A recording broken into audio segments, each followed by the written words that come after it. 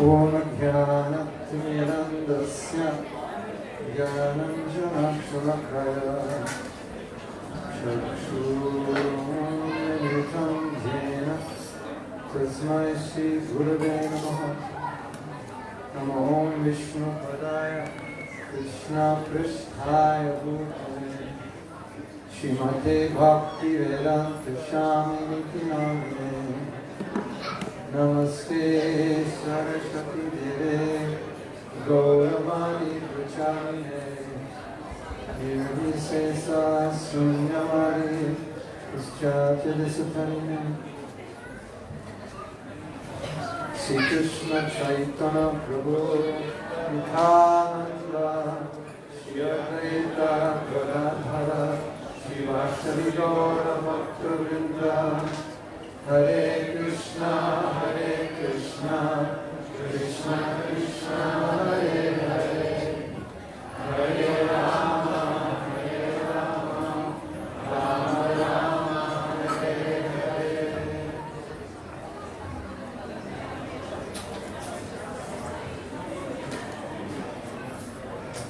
Today, I heard an interesting story that I would like to share with you, which sums up the mission and mood of Sri Caitanya Mahaprabhu. Srila Prabhupada was asked, could you succinctly, in one little sutra, in one little mantra, in one sentence, explain the Hare Krishna movement? And Prabhupada said, oh yes. He didn't even bat an eye. He said, chant Hare Krishna and share Hare Krishna. That's it. So should we end class and chant? I actually feel like chanting. I don't want to. Yeah. Anyway, we'll chant more. I want to begin this class with a song that you're familiar with, the first two lines, because it embodies the mood of the devotee in relationship to Lord Chaitanya. śrī-kṛṣṇa Caitanya Prabhu Doya Koro tomā binā doyālu jagata-māyāre. śrī-kṛṣṇa Caitanya Prabhu Doya, mercy, Koro, more. Make your mercy this direction. Direct your mercy to me. Tomā, binā, doyālu, jagat-samsara. This world is a blazing fire. And who else in this world can help me other than you? Without your help, no one can help me. I was once watching one of my godbrothers, his name is Prabhu, disciple of Prabhupada. He was being interviewed and he was explaining how he became a devotee.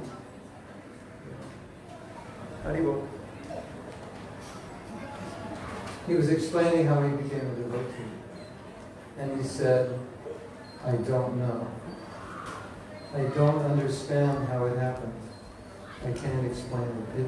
It amazed, this was probably 35 years after he became a devotee, and he said, still to this day, I can't understand how I extricated myself from material life and came to spiritual life. I think a lot of devotees have that experience.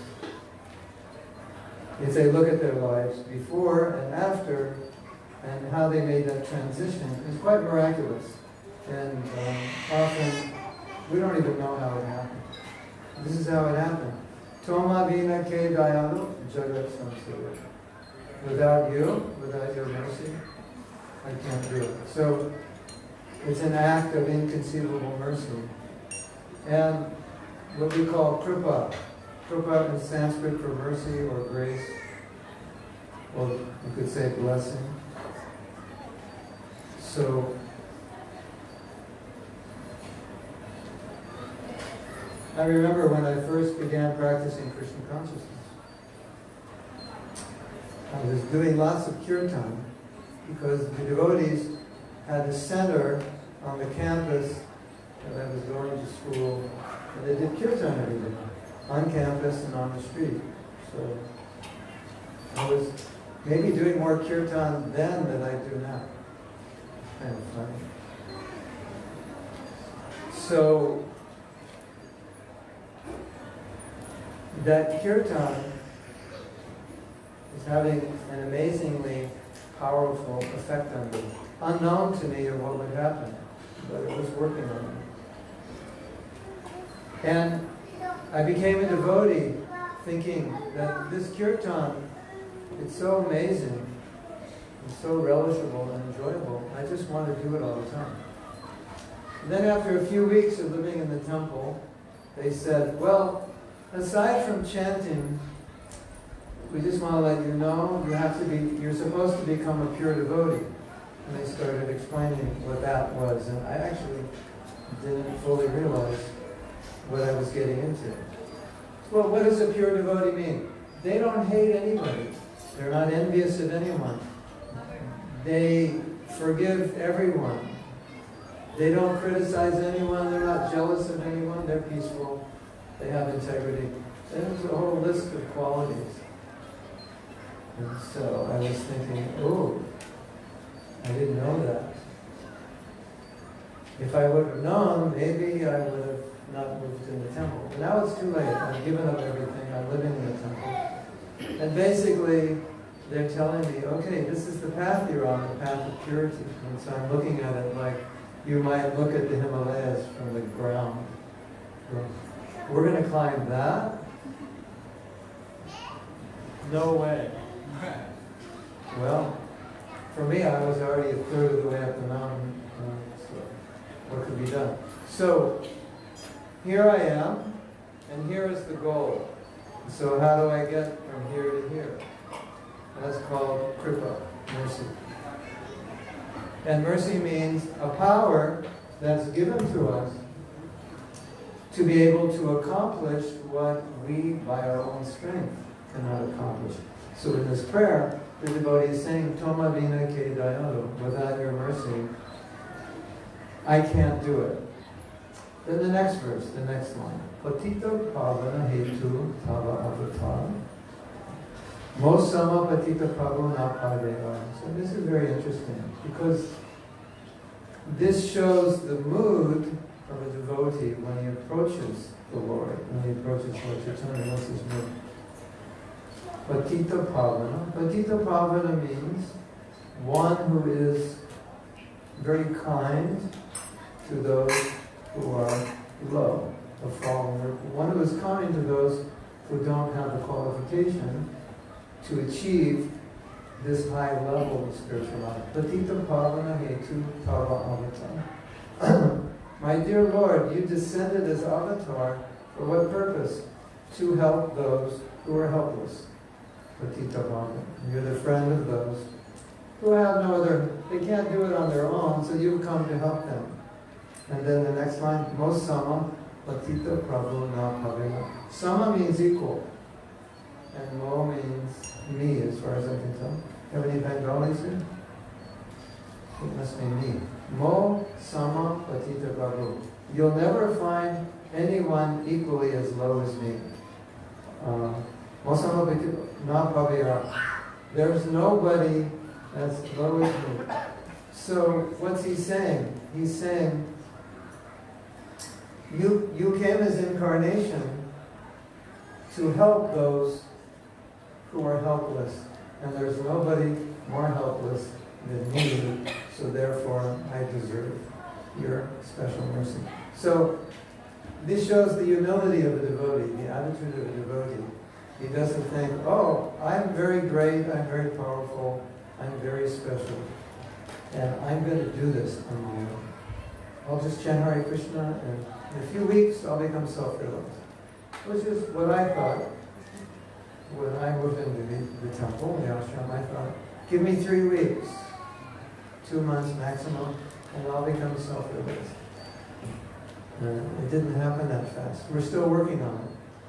But I had the wrong attitude. The attitude is, I cannot do this on my own. Now, sometimes people ask, what is the meaning of the Maha Mantra? And that's the meaning of the Maha Mantra. I cannot do this on my own. So when we're chanting, we're praying for strength. I cannot do this on my own. I mean, just imagine. Srila Prabhupada's spiritual master said something amazing. He said, we should only desire the greatest good for our worst enemy. That's difficult. It's even hard to desire the greatest good for those who aren't your worst enemy. Isn't it? This one little kid, this is a true story. They were writing little prayers to God. He said, God, I don't know how you do it, how you love everybody, because half the time my brothers and sisters drive me crazy and I don't love them. How is it you love everybody all the time? And that's the position of a pure devotee. He doesn't hate anyone. In fact, he's the well-wisher, even of his enemy. So, from where we are now to become the well-wisher even of our enemy, that seems maybe impossible. So the devotee feels, how will I do this on my own? This seems impossible. So, I don't have qualification, but because you're merciful, then I know you'll be merciful to me. So we have this story, beautiful, beautiful story. There were two Brahmins named Jagata-nanda and Madhavananda. Brahmins means priest. Yeah, like the intellectual class or the priestly class. So they were born as Brahmins. But very, very soon, they kind of became like the mafia of the local village, the local town they were in. They lived in Navadvip. So they were controlling it because they were dangerous. And if people got in their way, they would just kill them. So Nityananda, Lord Chaitanya's associate, thought, well, we should try to help these brothers. They were born Brahmins, and let's try to help them. So they went to them and they asked them to chant Hare Krishna. And they actually tried to kill them. But fortunately, Nityananda, and he was with his associate Haridas, they got away. They ran away. But these Jagai and Madhai, they were so bad. There's a book called the Manu Samhita, and this book has a list of every sin you can commit and what is the karmic reaction for the sin. And they used to read that book. And you know why they read that book? Because they just wanted to make sure maybe there's some sin we haven't committed yet.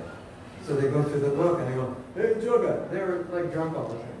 Hey Jaga, we haven't done this one yet. Oh, okay, let's do that one. Amazingly degraded. In fact, they were so rough and tough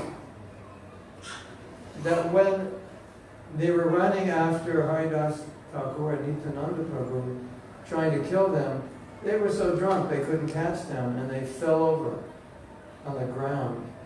And they were such people that they were so frustrated that they couldn't kill them, that they started beating up one another. Hey, we didn't get them. That's your fault. Boom, boom, and they pull one another's hair and beat one another. That's what they were like. So anyway, Lord Nityananda came back again. He said, please chant Hare Krishna. And Madhavananda, Madhai, took a pot and threw it, again trying to kill him. And then Nityananda Prabhu said,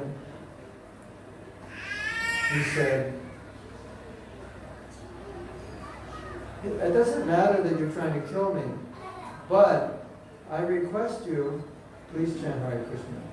And so his brother, Jagannatha, saw that. He couldn't believe it.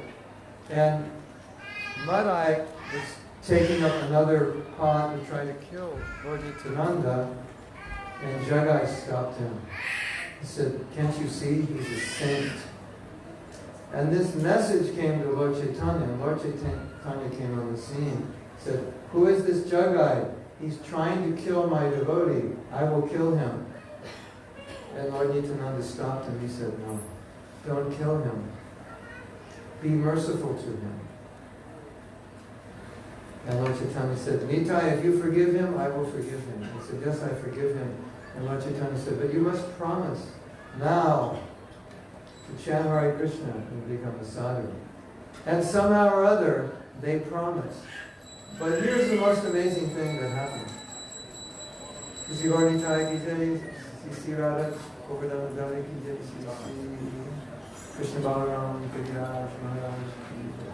here's the amazing thing. You want to hear the amazing thing? This is really amazing. It still amazes me, even though I've told it many times. So, they said, yes, we will give up our bad ways and we will chant Hare Krishna, we will follow you. And there was complete transformation. And they felt so bad because they had harassed so many people. They had stolen from people. They had killed people in that town. They had raped women.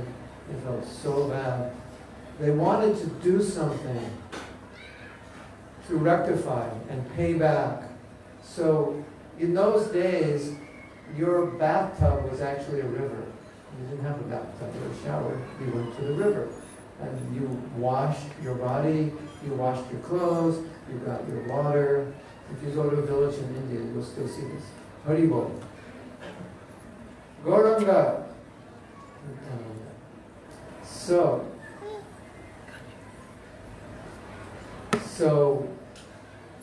what they did, they built a ghat. A ghat is a stairway that goes down to a level area so people can easily take their bath. Otherwise, it's just a mud bank and you can slip down and slide in.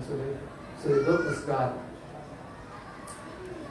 And then they started inviting people to the ghat. They said, please come. Please take bath there. Now,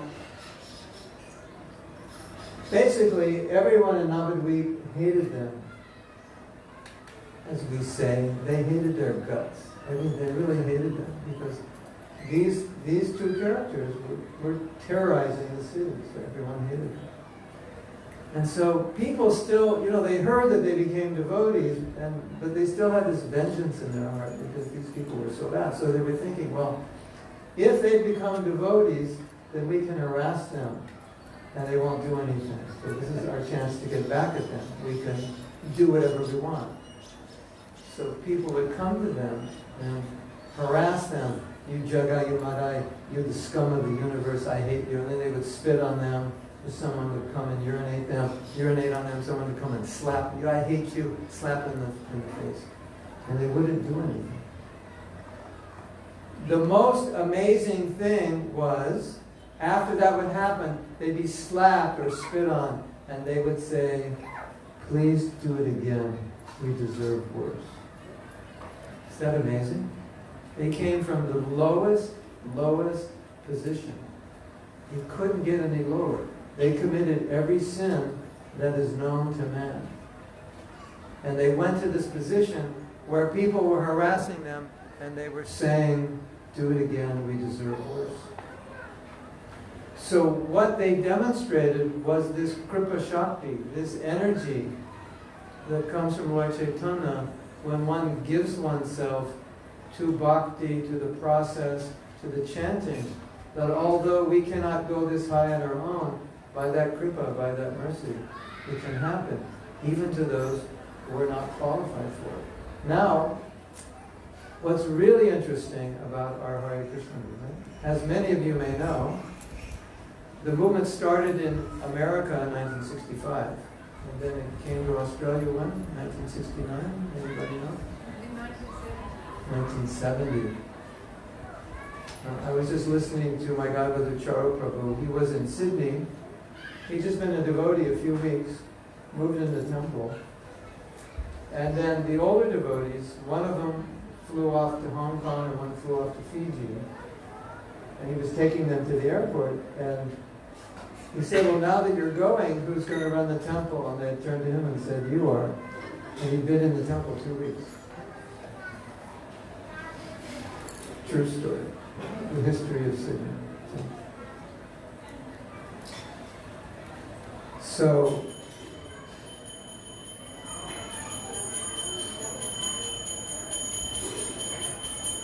the movement started in America in 1965 in a place called the Lower East Side of New York, and that was a congregation of all the alternative people and the hippies. And then very soon it went to San Francisco to the famous Haight-Ashbury, which was I was never in the Lower East Side, but I was in Haight-Ashbury, and it was, to say the least, very far out.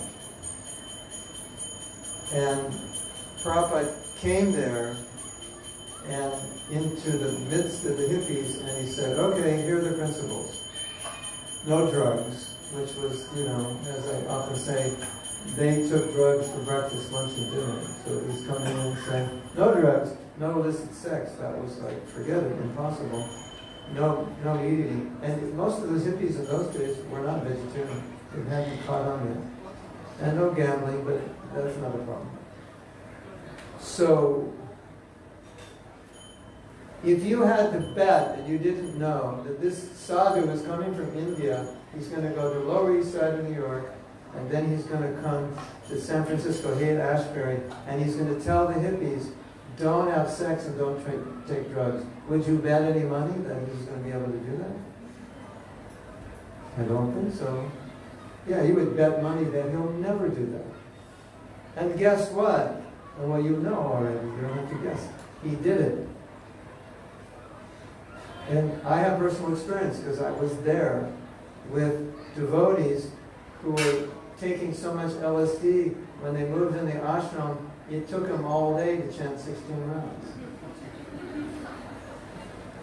Hare Krishna,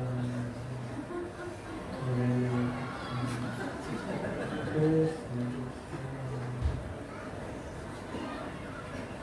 Hare Hare. I mean, I've seen it again and again. You've seen it? Yes? Also here in Australia? Who saw it? This is San Francisco, Haight-Ashbury. It's to be expected. And we saw those people gradually become purified. Like some of them were incoherent. Just, yeah. You know where the word spaced out comes from? Did anyone ever explain it? It's when you take LSD, you space out. And if you've taken too much, you stay spaced out. Just like that. So that's where the word came from. But we had the incarnations of space outs joining the temple. And that's where I joined in Berkeley, which was San Francisco. So we saw many of them. And those people gradually became purified. And if you look at the spiritual masters of the Hare Krishna movement today, who are not Indian, I would venture to guess 99.9%, probably all of them, came from that background. Is that true? I think so. That's where we came from. So we were also jagata-māyāre. So that's what Lord Chaitanya can do. What we can't do ourselves, he can do through the process of bhakti, chanting the holy name. So therefore, the devotee says, in a humble mood, just look at me. I'm not qualified for this, but I want this. And therefore, I want your mercy.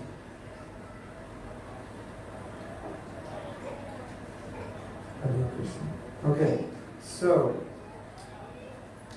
what I was thinking we could do, there's a section of the Chaitanya Charitamrita which describes very briefly, in maybe 30 verses, Lord Chaitanya's whole life. Because it's his appearance day, I thought we could talk about that. But before we do, I just want to finish this morning's class. Some of you were here, some of you were not here. But in this morning's class, we had described how Lord Chaitanya had come in order to experience the love of Radha. He was, you could say, jealous of Radha's love. He wanted to experience it. He didn't know it. He didn't understand it. And so, just an interesting philosophical point. then how is it that Krishna, who knows everything and who is Atmarama, completely satisfied, is not satisfied, and he wants to experience the love of Radha? Interesting, isn't it? So, some of the great spiritual masters have explained this in a very interesting way, and I'll have to explain it a little more. They said Krishna is complete, but part of his completeness is he can be incomplete and complete at the same time. That makes him more complete. Are you confused? Okay, I'll give an example. One time, Srila Prabhupada was asked, is God the greatest? And Prabhupada said, He's the greatest and the smallest at the same time. Just to be the greatest doesn't make him the greatest, but if he can be the biggest and the smallest simultaneously, that makes him the greatest. You understand? Okay, he's the greatest, better than everyone. But he's also inside the atom. So he's the biggest and the smallest simultaneously. That's his greatness. He can be a paradox. So it's something like that. He's complete and incomplete. But, that's his completeness. But, it goes further. So Lord Chaitanya has come, and he successfully experienced the mood of Srimati Radharani, her feelings, which he couldn't understand as Krishna, but he was able to enter in that mood and experience her, and so then he became complete, because now he could experience Radha, whereas as Krishna he couldn't. So Lord Chaitanya is the complete. It completes Krishna. It's Radha and Krishna together, Lord Chaitanya, in Radha's mood. So,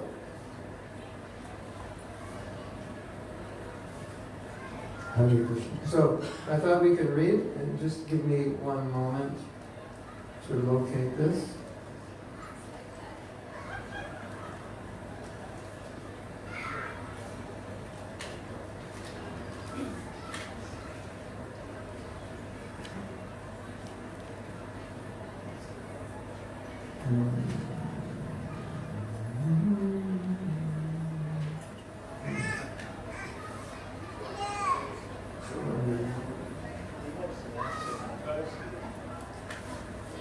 We'll just read a little bit and then we'll have a little discussion and a little time for questions.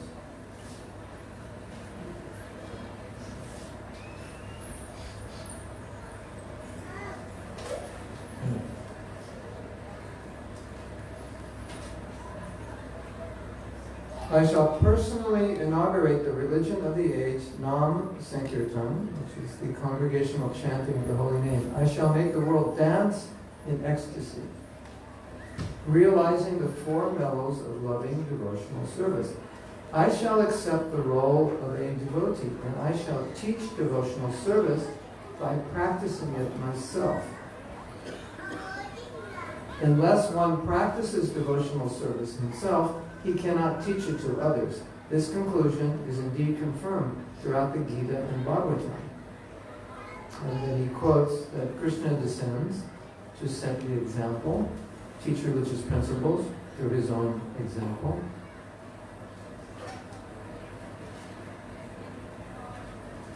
My plenary portions can establish the principles of religion for each age. No one but me, however, can bestow the kind of loving service performed by the residents of Braja.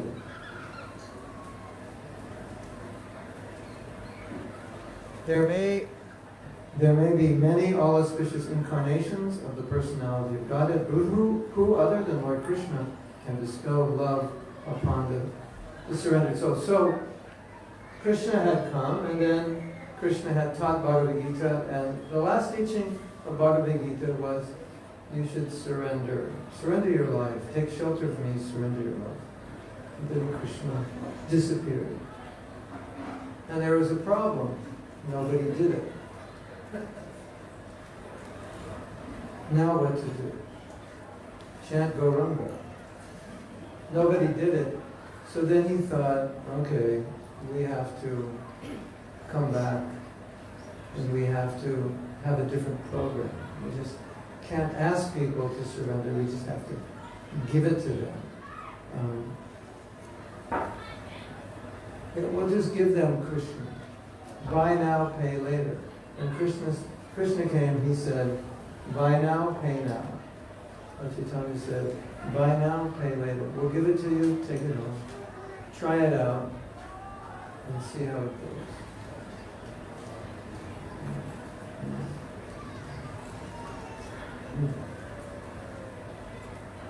Therefore, in the company of my devotees, I shall appear on earth and perform various colorful pastimes. Thinking thus, the personality of Godhead, Sri-Krishna himself, descended at Nadia early in the age of Kali. We were just in Mayapur, and in Mayapur there's the home of Ṭhākura, and I visited that home many times. And from the balcony it is said that he looked across the river and he saw a light shining. One night he saw a light shining. And he thought, that must be where Lord Chaitanya was born.